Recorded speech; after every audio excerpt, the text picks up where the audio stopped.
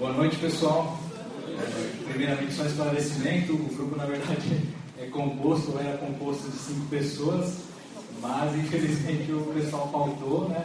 Mas, devido a vários adiamentos para apresentar o trabalho, eu resolvi apresentar hoje, até mesmo porque hoje, conversando com a professora, disse, não tem jeito, hoje é o último dia, vou apresentar hoje, eu fico sem apresentar, né?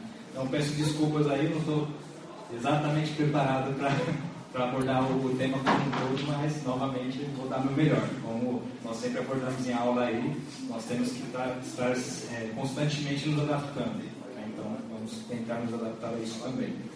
Tá? Um detalhe interessante, apesar do nosso tema não bater diretamente na questão da religião em si, você vai estudando esse tipo de coisa, você vai conflitando alguns pensamentos que você tem, né? Alguns vícios, né? E eu percebi que na outra apresentação eu falei muito né, então eu vou tentar reduzir isso, que é um vício de linguagem. E até mesmo uma pessoa, não vou revelar quem foi para não expor a pessoa e tal, mas até uma pessoa do grupo se sentiu bem mal, porque ela é evangélica, né? Era bem forte, assim, seguia mesmo a religião, tinha a crença bem forte em Deus, e à medida que nós vamos falando de evolucionismo, né? Aí o pessoal já cai naquele chavão, né? Que o homem veio do macaco, que não é exatamente isso, né? Como acho que o Rafael comentou, vem de um descendente comum, né? Vem o homem livre, vem uma ramificação que vem o que veio a ser o ser humano, e a outra são os símios ali, que são os macacos e tal, chimpanzés. E essa pessoa ficou bem transtornada, porque ela ficou com medo de quê? De continuar estudando esse assunto e falou, não, eu vou perder minha fé, vou parar de acreditar em Deus e tal. Então, realmente ficou abalado. E eu acredito, não vou dizer que é um extremismo, mas a pessoa, ela fica com esse receio, nossa, Deus vai me castigar, coisa assim e tal. E eu cheguei a ter muitos desses conflitos, assim, ficar, sabe, bem transtornado, assim, lá por volta dos meus 17 para 18 anos, durante a formação do caráter, assim, eu via bastante Bíblia e tal, pesquisava bastante coisas, e aí acabou que realmente eu vi que eu nunca tive uma crença muito forte, né? E aí talvez alguns de vocês se decepcionem, que na verdade eu hoje não tenho crença. Desde os 18 anos eu me considero ateu, né? Durante um período você fica, como sempre, quando você descobre algo novo, quer contar para todo mundo, quer que o pessoal também curta a mesma banda, o mesmo time, não sei o quê. Então você tenta meio que divulgar isso, né? Tenta, de repente, provar seu ponto. Mas hoje eu sou uma pessoa bem, assim, razoável quanto a isso. Eu não tenho preconceitos, assim, contra outras religiões, as pessoas que as seguem, né? Eu respeito numa boa, só que, assim, eu respeito as pessoas, né? Não exatamente tudo que a religião prega, né? Então, esse é o meu ponto. E aí, obviamente, eu tendo a acreditar um pouco mais nessa questão do evolucionismo.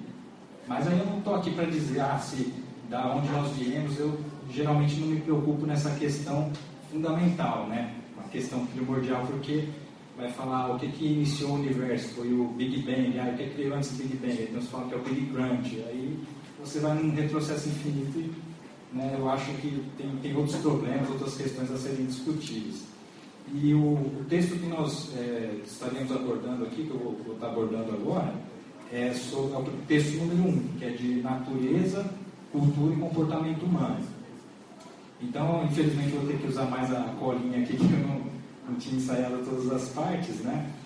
Mas aí, algo que nós comentamos bastante, acho que chegamos a ler juntos aí, é a questão daquele projeto sobre a diversidade do genoma humano, que é o HGDP, que uma das justificativas desse projeto era para que fosse feito um combate ao racismo e ao etnocentrismo.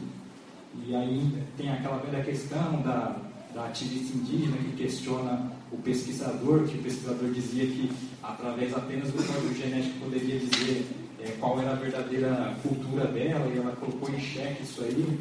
E pesquisando tem um outro projeto que também se confunde um pouco com esse, que é só o projeto Genoma mesmo, que é da codificação ali do código genético humano. Eles chegaram à conclusão de que não existem variações genéticas consideráveis, né, entre pessoas de diferentes etnias. Então, se você pega uma pessoa asiática, uma pessoa negra, uma pessoa caucasiana, branca, você não vai encontrar diferenças significativas nisso, é mais uma questão de aparência mesmo, né? E aí nós temos a questão dos determinismos. Tem o determinismo biológico, que diz que a mentalidade, né, e a cultura ali é caracterizada pelo que é natureza, né, a questão biológica. Tem até 2 exemplos aqui, vou tentar citar rapidamente, que ele se você levar muito a fundo, né, somente você considerar que tudo é determinado pela questão biológica, você vai cair em coisas como essa. Um exemplo aqui que eu pesquisei num site. O Renato joga bem basquete, mas isso é porque ele é alto. Então, isso aqui seria um claro exemplo de um determinismo que é biológico. Tudo bem, o cara é alto, vai ser mais fácil dele alcançar a cesta, de fazer uma enterrada e tudo mais, mas a habilidade em si, até mesmo no futebol, nós vemos que a habilidade para se jogar tem os dribles, né, tem toda uma outra questão aí também, então você não pode resumir só isso. E aí tem uma questão aqui que aí já cai mais no nosso dia a dia, que seria um outro tipo de determinismo. Fazendo a dramatização aqui, fui assaltado, sabia que não deveria ter ficado perto desse garoto escuro. Aqui então nós temos o quê? Um determinismo que só porque o garoto tem uma pele escura, uma pele negra, né, você ouve sempre esses tipos de histórias e você julga que ele é um criminoso. Então, isso não seria um motivo, né, de fazer essa postura aí, que aqui no texto ele aponta que isso seria antiético, racista, e esse seria um motivo para você evitar esse tipo de mentalidade, de determinismo biológico, né?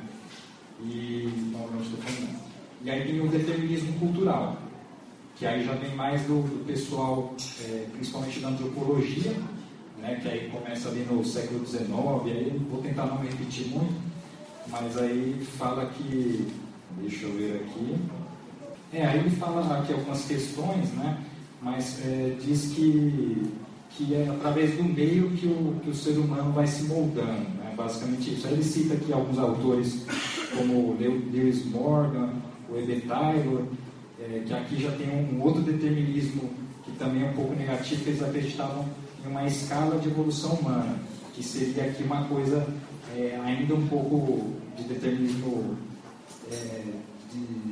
de região, né? Que ele fala que a cultura europeia seria a mais evoluída, né? Então a questão da cultura europeia já seria o ponto mais alto.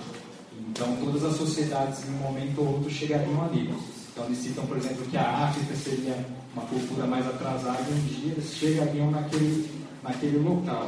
E, na verdade, existem diversas formas de evoluir, né? Você não pode pegar como métrica apenas aquilo. Tem até uma questão interessante, isso aqui eu pesquisei por fora, que é uma teoria sobre a questão da pigmentação da pele, né? E muito se fala na questão da evolução, mas muito se deve mesmo à adaptação em si. A origem aqui dessa teoria é de que os negros teriam a pele escura porque a região de origem é a África, que recebe uma radiação ultravioleta muito forte. Então todos sabem que quem possui mais melanina, né, uma pigmentação de pele mais escura, consegue absorver melhor, até quando você vai comprar um protetor, tem aqueles fatores de proteção, né, você consegue ter uma proteção maior do que uma pessoa com a pele muito clara. E o que aconteceu? À medida que os seres humanos foram migrando para regiões que hoje seriam a Europa, naquelas regiões a intensidade desses raios é mais fraca.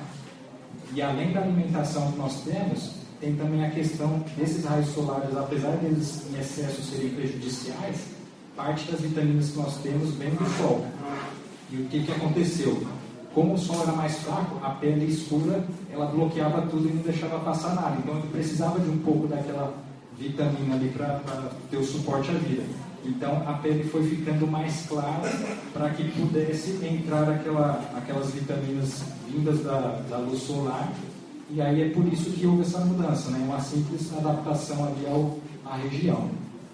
Aqui nós vamos ter outras coisas, falando sobre idade, novamente o pessoal acho que já abordou bem, e aí entra uma questão aqui que é um dos principais pontos que eu queria abordar, que é a sociobiologia, que já seria uma mistura entre duas vertentes, né, que quem desenvolveu esse termo, e até em forma de um livro com esse mesmo nome, foi o Edward O. Wilson. Ele escreveu um livro chamado Sociobiologia, em 1975, e nessa época aí que ele fez essa teoria, muitos acharam que a humanidade seria, digamos assim, usando uma metáfora, seria um papel em branco. Você nasceria, aprenderia qualquer coisa e pronto, né?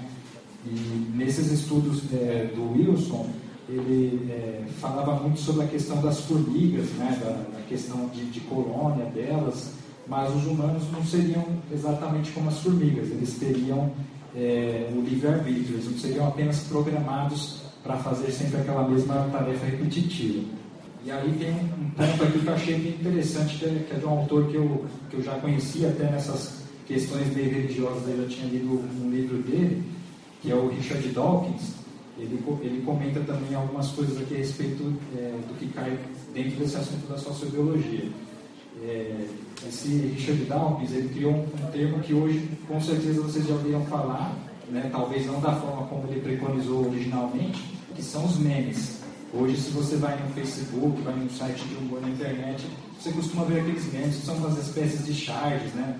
Geralmente é voltado mais a questões bem humoradas. Mas tem bastante a ver, porque ele definiu que assim como existe um código genético que você vai passando características de forma, digamos, hereditária, né? À medida que vai evoluindo, os genes melhores vão sobrevivendo, ele dizia que também na cultura existiria isso, que seriam os memes, eles seriam como genes, só que ao invés de unidades biológicas, seriam unidades culturais.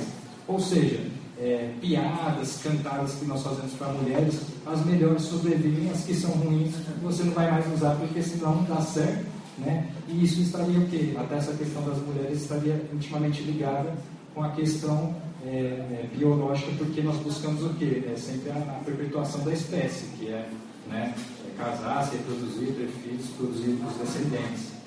Né? Então ele tem o livro que ele descreve melhor isso aí, é um livro chamado O Gênio Egoísta, que é de 1976, né? E tem um outro livro dele que eu já li também, que esse ele é bom, só que ele é bem diferente. É que assim, o Richard Dawkins, ele é muito conhecido por, digamos, ser um porta-voz do ateísmo e tal, mas ele é um biólogo, ele trabalha com zoologia, então tem outros assuntos que não tem a ver com isso. Mesmo que você, de repente, tem uma outra religião, você pode ler tranquilo que não vai te agredir.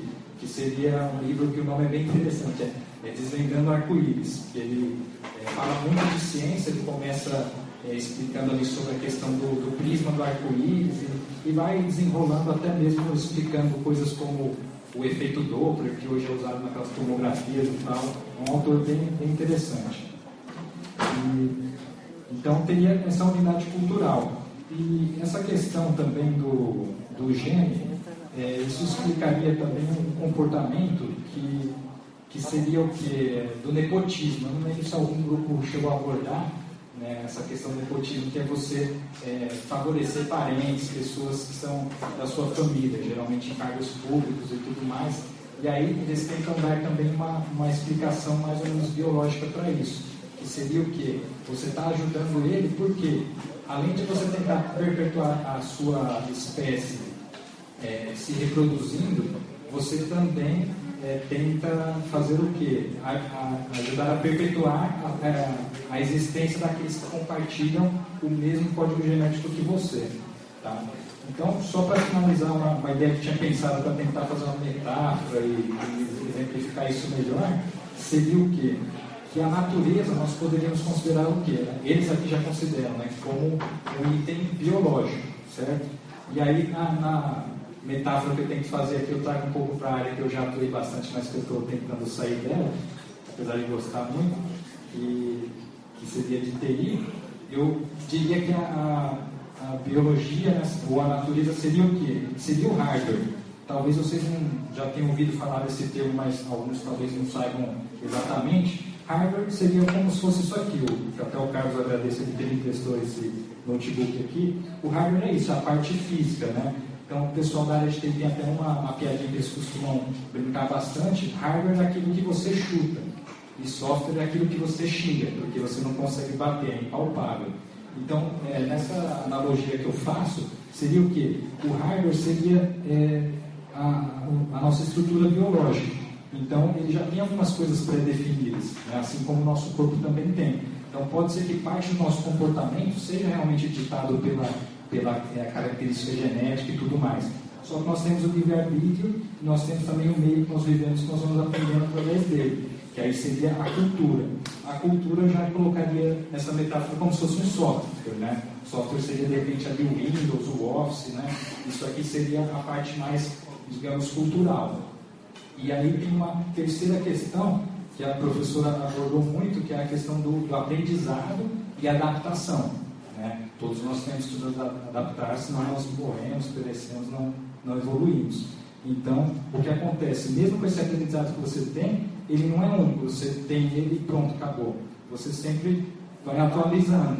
E aí o que acontece? Sai o WhatsApp novo que eu consigo fazer ligação de graça. Você já tem o WhatsApp instalado no seu celular, você vai conseguir fazer ligação de graça? Não, até que você faça a atualização do aplicativo. Então, mesmo você aprendendo coisas novas, é importante o quê? Sempre estar renovando e atualizando esse conhecimento. Então, só para concluir, sei que eu tomei muito tempo de vocês aí, o pessoal está querendo ir embora. O comportamento humano ele seria determinado, na minha opinião, e pegando um pouco o gancho dessa sociobiologia, não apenas pela natureza, né, ou apenas pela cultura, mas seria o quê? Um híbrido delas, uma mistura entre as duas, né? Então, eu até brinco aqui, do que adiantaria um computador, que seria o hardware, ou seja, a parte biológica, sem um software? Imagine esse computador aqui, você vai ligar na tomada, a parte elétrica dele funciona, as luzes acendem, mas você não tem um software instalado, né? Você só tem uma tela preta que você não consegue fazer nada, não consegue digitar, não consegue acessar o Facebook, nem nada. Não vai servir para nada. Da mesma forma, uma estrutura biológica sem um aprendizado, uma estrutura cultural, também não vai servir de nada. Então, acho que sim, os dois são importantes, né? E a gente também não pode ter esse determinismo apenas da parte biológica e cultural, mesmo que elas sejam juntas. Nós temos que lembrar também que nós temos o nosso livre-arbítrio, né? Então, através dele, nós tomamos também nossas decisões e ações. Então, seria basicamente isso. Uma indicação aqui de um filme que não é um assunto que eu tratei muito, mas aquela questão da eugenia, que alguns grupos aí acho que falaram, né? Que seria uma seleção que não seria natural, seria uma coisa mais criada pelo homem. Tem um filme chamado Rios Vermelhos que eles abordam bastante essa questão da eugenia aí, quem quiser dar uma olhada, é bem legal. Um filme de 2000 com o Jean Reno. E é isso aí, pessoal. Obrigado.